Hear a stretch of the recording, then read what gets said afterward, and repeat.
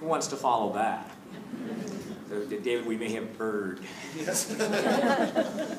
But since it was my idea, then now I get to suffer for it. Thank you, Patricia. That was very articulate, and I'm going to go nowhere near the heartfelt wisdom that you've expressed, only to, except to say, yeah, that's what. That, Mike? I have heartfelt wisdom. Yes, that is what we are really trying to do at our best, should we actually possess the wit to realize it. I got into this and started on my journey to a gathering like this. I call it my encounter with the unholy Trinity. I was about 11 years old, and this is how I think fate conspires. Because I always pursued a career that basically involved, it's either career ADD or a great, versatility, but it's involved science fiction. It's involved spaceflight, which clearly has a tie to science fiction, and television, which often doesn't have a tie to anything real, but frequently did to those.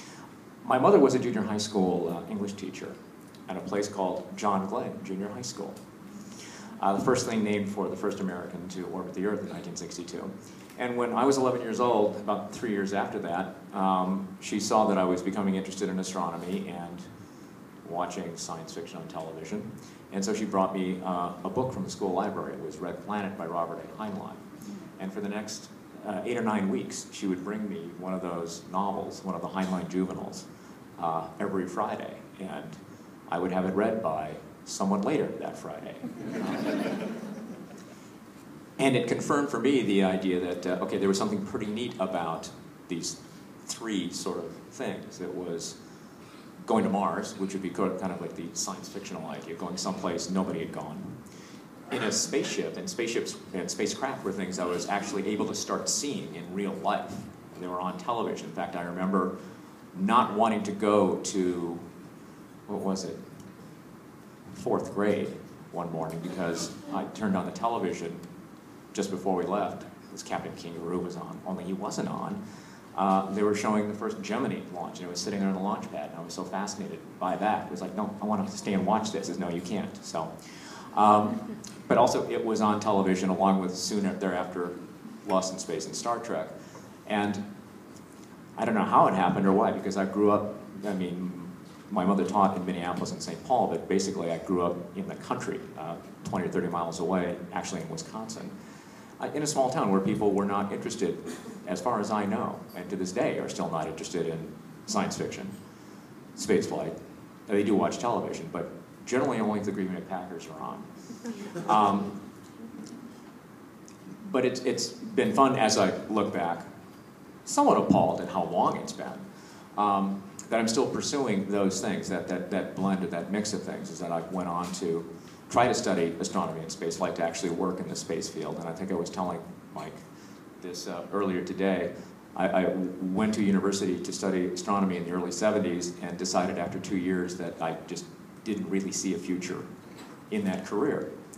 And I was at the University of Arizona in Tucson, which is the place that was actually building imaging systems for all the American space probes, Viking, Voyager. And so over the next 25, 30 years, the world of astronomy has, I don't know, someone explained to me once, is we've learned more about our universe in the last 25 years than we learned throughout the entire million years of human history prior to that. So I would say, don't go to me for career advice. You're a writer. They didn't need to give you that.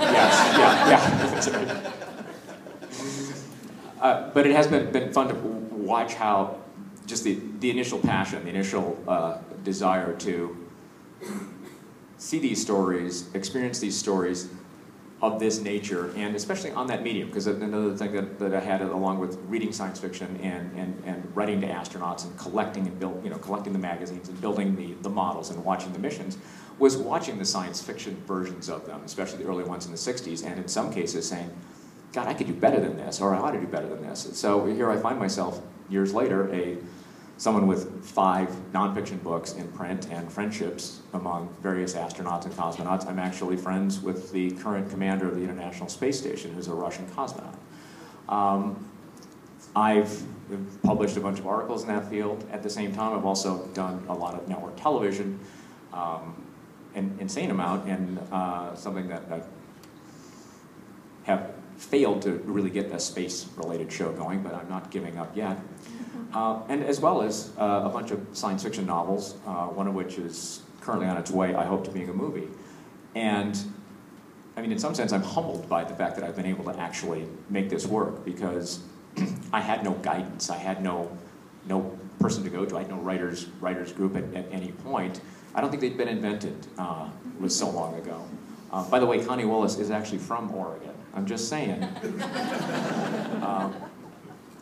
So it's been fun to pursue these things, to be able to pursue, I guess, what has become a life's passion, and have it take me to places like this, because all I have found from that desire to, I don't know, shape my experience and to explore those particular aspects of my life, not the only things I've followed, but certainly the things that I've followed that have given me the most pleasure have led me to friendships with astronauts. I mean, I knew Neil Armstrong as well. I mean, it has been fun.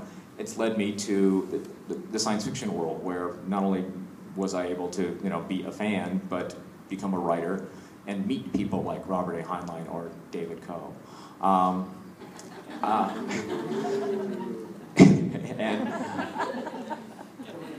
yeah.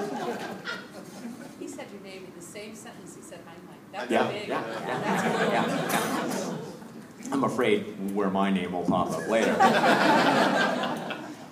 But the lesson in all of this, I guess, is that if you are affected by something, however it hits you, however it arrives on you, comes upon you, almost like, I guess, like St. Paul, if you're knocked off the horse, to go back to Patty for a moment, but you ought to follow it, and you'll probably find yourself happier if you do, and certainly you'll find yourself with a fascinating set of expanding circles of acquaintances and experiences, and that's what I've been lucky to do in what I've been pursuing, and I hope the same for all of you, and I thank you all for allowing me to make your acquaintance this particular weekend.